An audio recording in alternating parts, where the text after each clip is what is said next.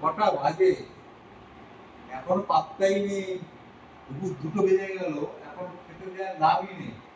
হ্যাঁ, খাওয়ার কি ইচ্ছা নেই নাকি? খাবে না, খেতে দেবে না? হ্যাঁ, চেঁচামেচি করছো কেন? তোমাকে কি একবার বলেছি যে আমি খেতে দেবো না? হ্যাঁ, আমি কাজ সারবো তবে তো তোমাকে খেতে দেবো। নাও খাও। হ্যাঁ, এ কি শুধু আলু ভাজা দিয়ে ভাত খাবো নাকি?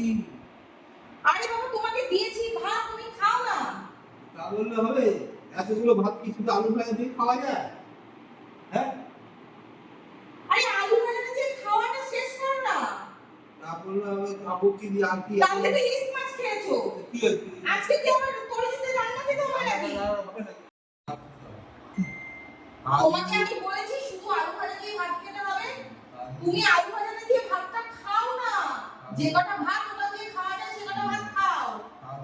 ফোনই কাটবে এই খেয়ে আমাদের তা সংসারের কাজকর্ম আমি কি শুধু ফোনই কাটি? সংসারের কাজকর্ম করি না?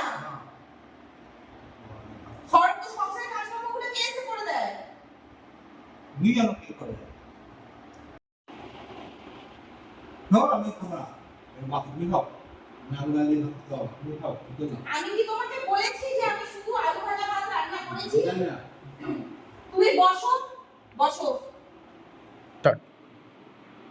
খেতে বসে চেঁচামেচি করো। আমি কি তোমাকে বলেছি শুধু আলু ভাজা ভাত রান্না করেছি? তুমি তো সুযোগই আমাকে দিচ্ছ না বলার।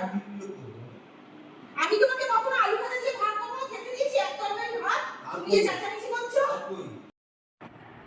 আমি আপনাকে আলু ভাজা দিয়ে শুধু ভাত দিই, আমার কি প্রতিশ্রুতি নেই যে এক তরকারি ওই ভাজা দিয়ে ভাত খাওয়া যায় কিনা? আগে তো বলবে তুমি জোর করছো, তাহলে কতগুলো কথা বলতে হয় না, শুনতে হয় না।